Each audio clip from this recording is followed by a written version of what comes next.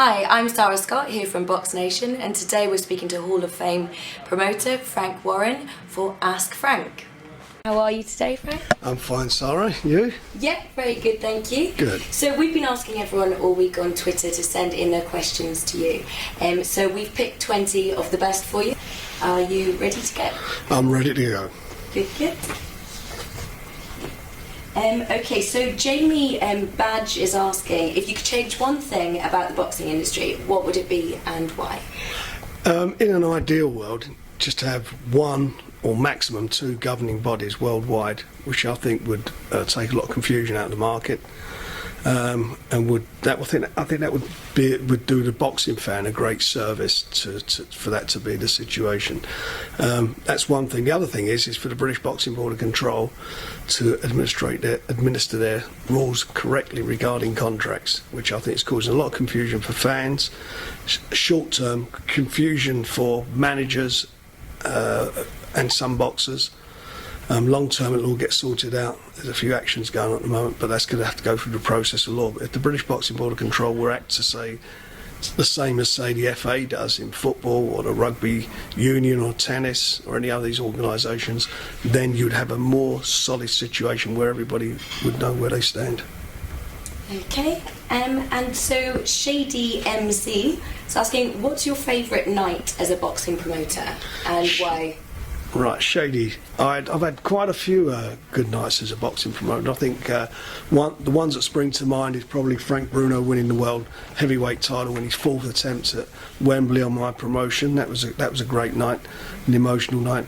Nassim Hamid fighting at Madison Square Gardens, which was the first time a British promoter had ever promoted there, which was myself. That was a great fight against Kevin Kelly, very dramatic, ups and downs. You know, both of the guys going over on the floor, and Naz came through. That was a tremendous night. But I think the real one that sticks in my mind was Joe Kawasaki in front of 54,000 people excuse me, at the Millennium Stadium in Cardiff. Tremendous fight. Joe went on, I think, then to cement his legacy as being the best British fighter of all time.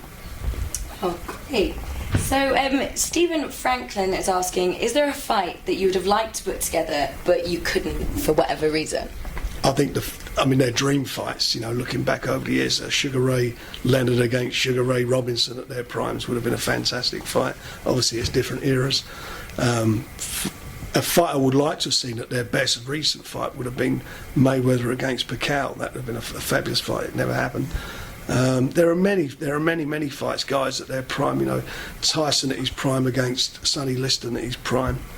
You know. Lots and lots of fights like that, great fights around that you could do, but obviously generations and sometimes politics have stopped them from happening. So if there was a time machine, then maybe things could be different. We need a TARDIS, don't we? To get Doctor Who and his TARDIS, and he can get us backwards and forwards and try and make them happen.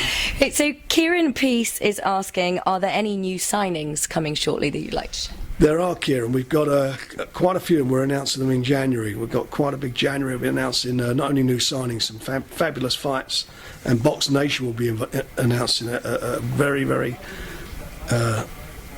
fantastic schedule for the fight fans, fights that the fans are going to want to see, and it's going to be every week. There's going to be a top show on there. So January, keep an eye on this space, and you'll hear more.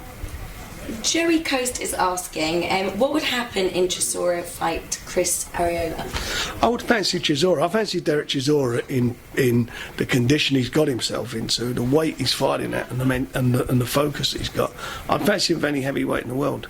You know, of all the heavyweights out there, excuse me, Derek Chisora is the only guy who's not worried about who he fights. All these other guys are all avoided each other. You know, we made an offer and we actually thought we had a deal with Deontay Wilder to fight Derek. He said he couldn't fight Derek because he couldn't come into the country. A couple of weeks later, he was in the country sparring with David Hayes, slipped in beneath the radar. Like to see Tyson Fury in with Derek. That would be a great fight. You know, speaking about fights we'd like to see made, that's another fight I forgot about. That would be a great fight to be made. There are quite a number of fights out there for Derek, but they shy away from him.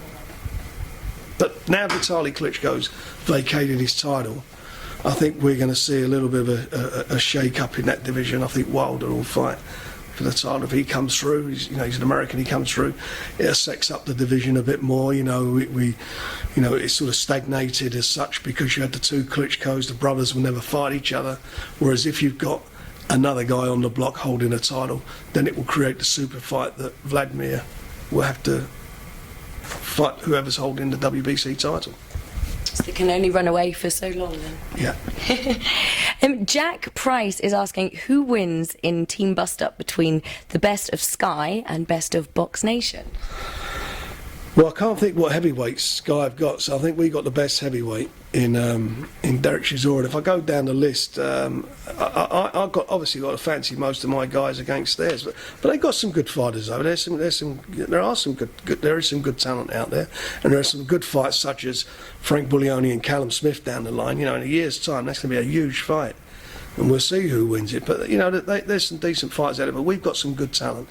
We've got some good young talent I've been working very hard on over the last couple of years.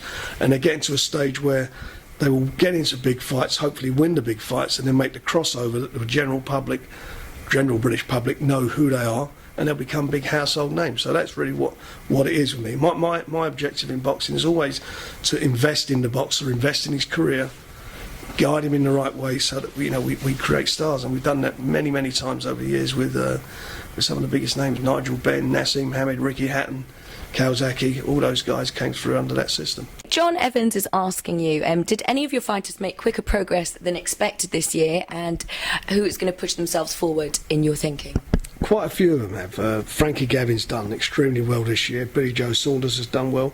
I think Derek Chisora's reinvented himself at heavyweight. He's had a great year. He got himself into a very good spot in the heavyweight division. Liam Walsh, I think he's got himself into a position where next year he's going to be doing some really good things. Young Liam Smith had a great win last time out, and I think next year is going to be quite a big year for him. Paul Butler's done tremendously well, and I think Paul will be I think he's going to be a force to be reckoned with next year. So there's quite a few of the young guys coming through. Young Frank Buglioni, Bradley Skeet, and I'm sure I'm leaving a few of them out. I don't want to upset everybody, but they're all coming along well, and the reason being that we're putting these shows on regularly and make sure that the guys getting lots of work, and getting the work. Obviously, it ensures that they get more experience in the ring. Okay, Adam Canavan is asking if you could sign one foreign boxer with less than 10 professional fights, then who would it be? Well, that's a hard question. Less than 10 professional fights, one boxer. I'm a bit stumped with that one at the moment. Off the top of my head, I can't think. I'll have to come back to that in a minute, that one. Okay, no worries. So Simon Query is asking, that's quite apt, what is your dream fight and also your dream venue? What dream fight to put together now? I believe so. Everybody likes the heavyweight division, don't they? And I think the dream fight in the heavyweight division, as far as the Brits are concerned, would be Tyson Fury, Derek Chisora, and that'd be a great fight to put on at Wembley. Okay, short but sweet. Dan Harmon is asking, what's your greatest achievement as a promoter? Still promoting, I suppose, keeping going. It's a tough business, one of the toughest businesses out there. It's cutthroat, it's competitive, but it's enjoyable, and I'll get a big kick out of finding young talent, helping to become involved in development of their careers, and that's what keeps me going. You feel like you find somebody and you want to bring them through, and sharing in turning them into stars, and hopefully they've secured themselves for the future, themselves and their family, and that gives me a big kick. Okay, so one of our Twitter fans that has sent in these questions to you today is going to win a pair of tickets at the Copper Box event on the 15th of February. So would you like to nominate who that is? Which question have you enjoyed the most from today's question time? I can't really remember them now. I've got old age. You get seen on. What one do I? I'll tell you what I get as a prize. Pair of tickets to the Copper Box. How many of them are there? Like 14 or so. They're all going to get tickets. They're all good questions. Fantastic. Thank you very much, Frank. Thanks very much for watching today. That's all we've got time for on Ask Frank. We'll be in touch over Twitter to announce our winners to you shortly. Thank you. Bye-bye.